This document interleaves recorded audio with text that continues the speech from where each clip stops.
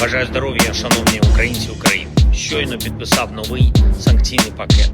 Це особливі санкції, які б'ють по багатьох російських фінансових схемах, зокрема криптовалют. Санкції за поданням Національного банку України. Це і синхронізація з нашими партнерами, і наша ініціатива. Тільки через одну компанію